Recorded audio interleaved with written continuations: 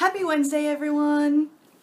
Hi, it's Marianne again for the Diary of a Gender Fluid channel, and this week's topic is the representation of the LGBTQIA+ community in the media and books, films, everything. So I'm gonna be covering two topics.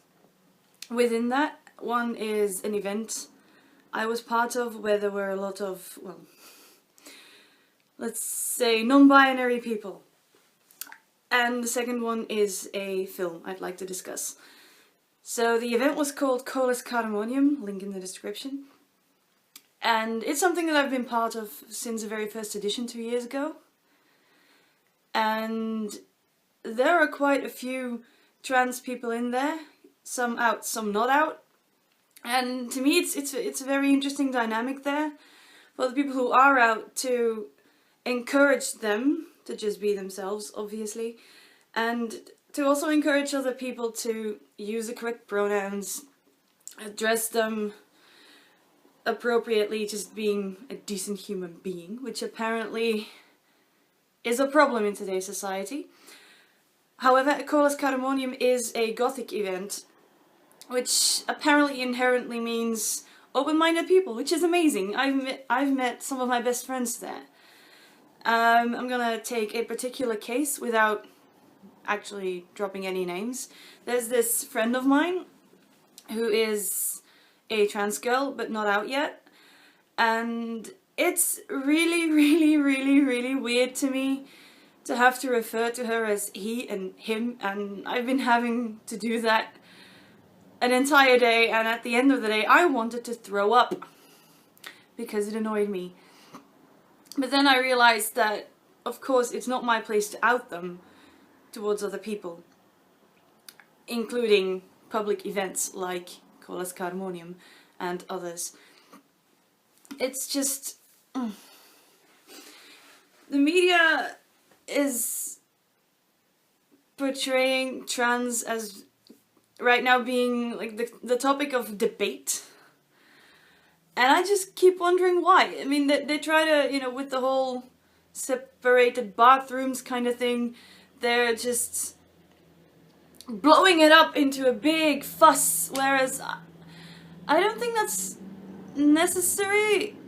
I mean, just treat people like people.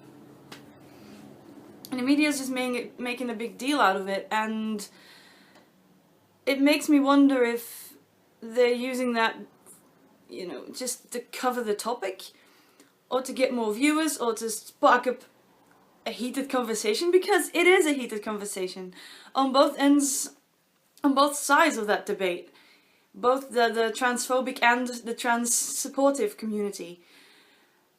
And I try to keep out of it as much as I can, because I don't want to feed that media monster about it.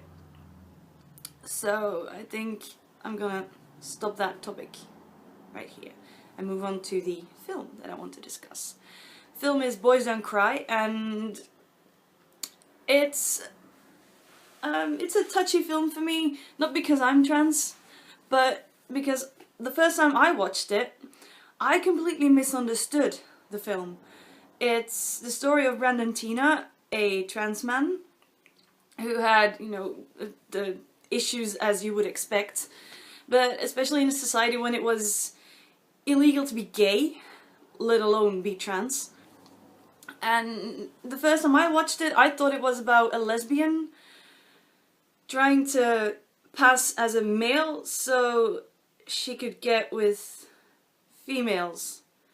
Turns out that was absolutely not the case, and that just goes to show that people can interpret this sort of thing really wrongly because of a lack of information about it. I mean, I looked up the film and did a bit of research about it so I could properly cover it in this video, and it turns out that this was about a trans man, not a lesbian trying to portray herself as a man because of homophobia. No, this was a genuinely trans person, And I didn't know that, and I think a lot of people might not know that. So again, the film title is Boys Don't Cry, and it's one of those films that just leaves you feeling completely gutted and angry at society, because yes, it's set in olden times, but if you think about it, shit like that still happens. I think that's it for me. Short video, sorry about that. Ran out of time. I will see you next Wednesday.